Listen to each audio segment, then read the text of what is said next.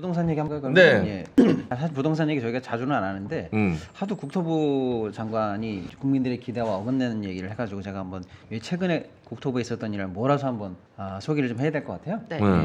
이제 많은 분들이 아시겠습니다만 지금 워낙에 화제가 됐던 사건이 하나 있었잖아요. 2주 전에 그 국토부가 중요한 국가 통계에 대해서 오류를 인정했습니다. 그런데 내용을 들여다보니까 부동산 관련해서는 3단계 관련해서 일단 수치 관리를 하는데 아파트나 이런 대규모 공사 관련해서 첫째 인허가 단계, 그 다음에 인허가 끝난 현장에 대해서 착공 들어간다라고 할 때 착공 신고를 내거든요. 착공이 들어간 단계, 그 다음에 착공이 다 끝났으면 이제 준공까지 끝나는 단계, 3단계 관련해 가지고 통계를 쭉 관리를 하는데 여기에서 이제 대규모 수치가 누락이 됐는데 합쳤더니 약 19만 호 정도의 통계가 누락됐다라는 발표가 있었어요. 19만 호면은 일산 분당 합친 것보다도 6만 호가 더 많은 거예요. 그러니까 엄청나게 많은 공급이 사실상 통계에서 누락됐다라는 거거든요. 그러니까 그 통계 누락으로 인해서 계속 이 정부가 부동산 공급이 부족합니다. 뭐 그러니까 뭐 이러이러한 대책을 내야 됩니다.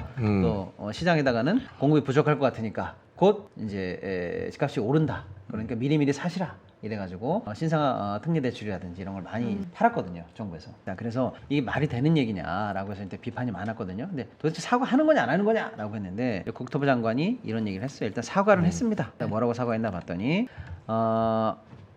굉장히 담당 장관으로서 굉장히 유감스럽고 죄송스럽게 생각한다. 여기까지 일단 사과한 듯한 얘기를 했는데 뒤이어 하는 얘기가 그러나 통계 오류로 인해서 서쪽으로 가야 할 정책이 동쪽으로 간 건 아니고 뭐 광주로 가야 될 기차가 부산으로 간 건 아니다. 대세에는 지장 없다.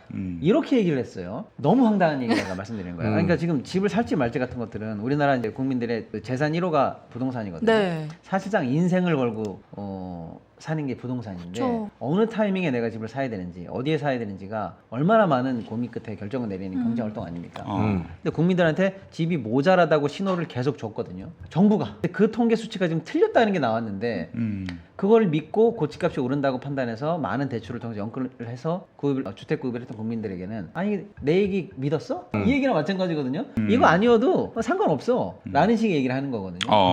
이게 말이 되는 얘기입니까 이게? 너무나 충격적인 얘기고 시장 상황을 오판하게 만들어 놓고 결국에는 그 부분까지는 지금 현재 사과하고 있지 않다는 거예요. 제가 볼 때는 사과 같지 않은 사과다. 네. 너무 무책임하네요. 너무 무책임한 사과다. 그래서 정말로 몇 명 감옥 가야 된다 저는 그렇게 생각해요. 이 통계 누락은 있을 수가 없는 누락이에요. 제가 볼 때는. 그리고 통계 누락이 왜 있을 수가 없냐면요. 이거는 그 정부가 조사해서 만드는 통계가 아닙니다.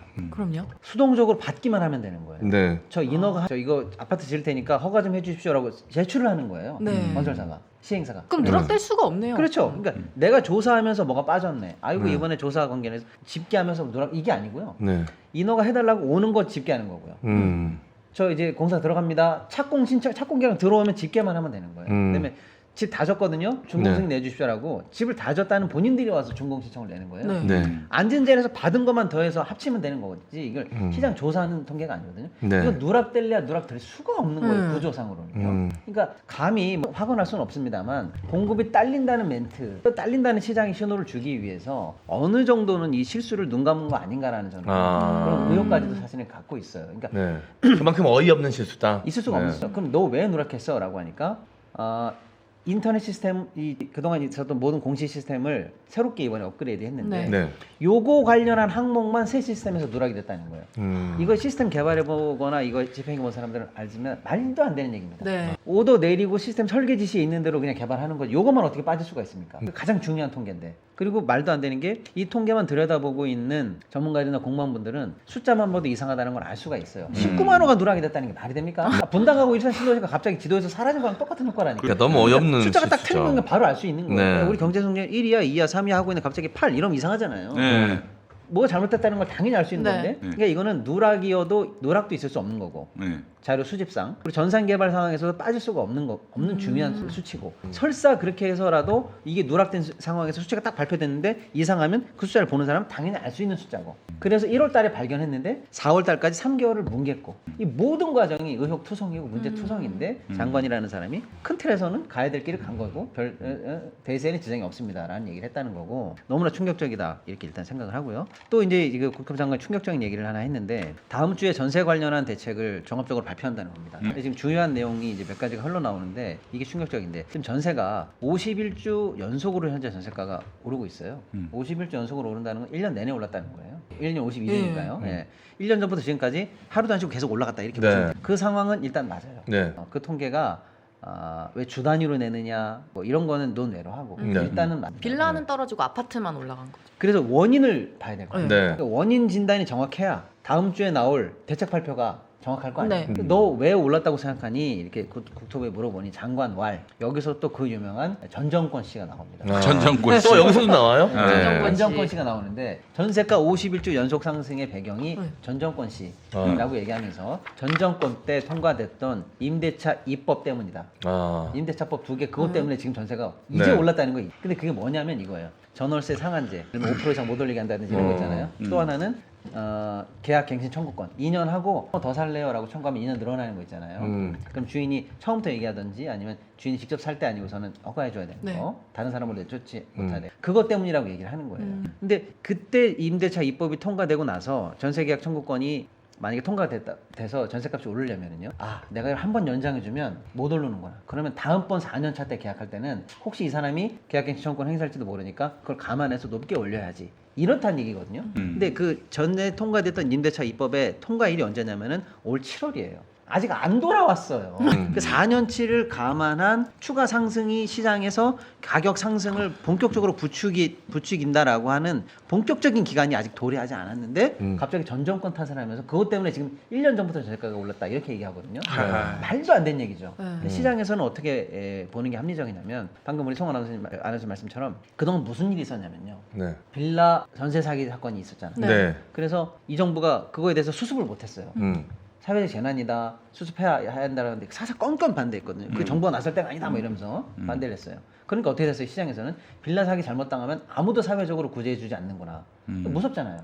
그래서 빌라 관련해서 전세 수요가 아주 급감했습니다. 네. 그러면 빌라의 전세를 살아야 되는 계층이 전부 다 어디로 가야 돼요? 아파트로 전세로 가야죠. 옮겨가야 되죠. 아파트로 그러니까 옮겨가야죠. 아파트 전세 수요에서 없던 수요가 하나 얹어졌어요. 빌라 전세로 가야 네. 되는 정도의 분들이 무리를 해서라도 아파트 전세로 옮기고 또 하나는요. 아파트 전세 수요에서 나가야 되는 사람이 누구냐면 집을 사서 나가야 하는 사람들이 있잖아요. 네. 구입해야 되는 사람들. 근데 지금 주택 경기 엉망이고 부동산 정책이 엉망이니까 집값이 아무튼 좋지 않잖아요. 그 앞으로 미래를 예측할 수 없는 상황 아닙니까? 그러니까 이분들이 집을 사지 않아요. 그래서 뭐 무리하게 대출을 해서라도 일단 전세로 남아 있습니다. 그러니까 네. 신규 전세 수요가 들어오고 나가야 될 전세가 안 나가니까 전세 수요가 늘어나죠.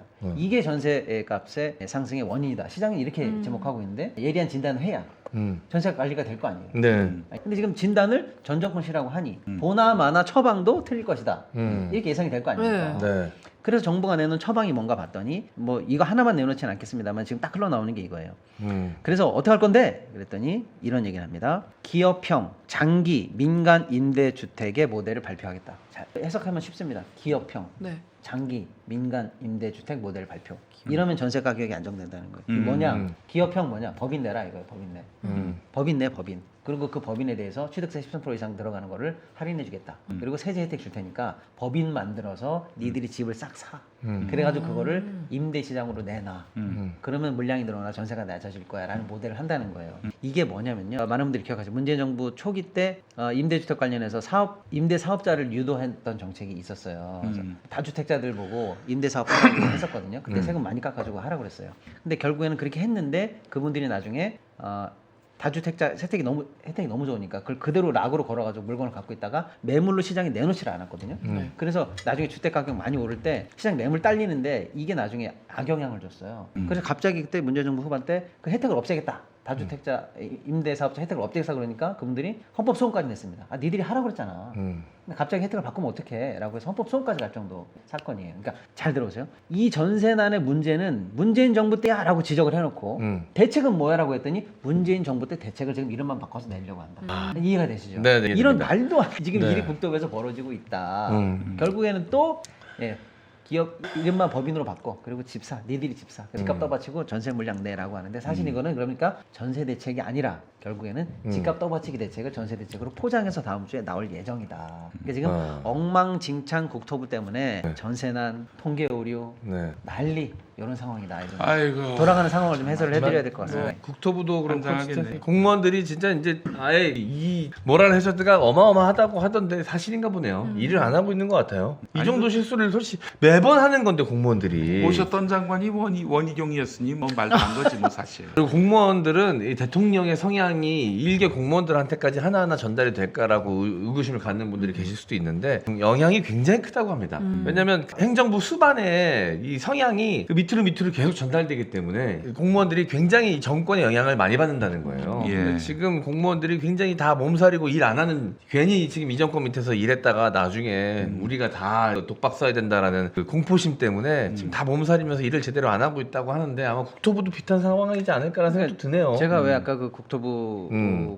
관련한 공무원들 감옥 가야 된다고 얘기하냐면요. 지금 문재인 정부 때 통계를 조작했네 어쩌네 해가지고 영장을 몇 번을 치고 두 번, 세 번씩 치고 관련 공무원들 전부 다 기소하고 난리가 났지 않습니까? 그때 그거는 통계 조작도 아니에요.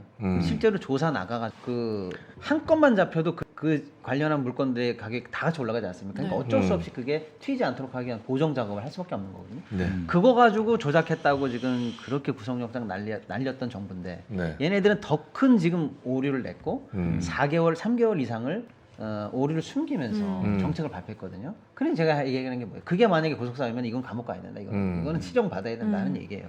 예. 말도 안 되는 네. 일이 사실 벌어진 겁니다.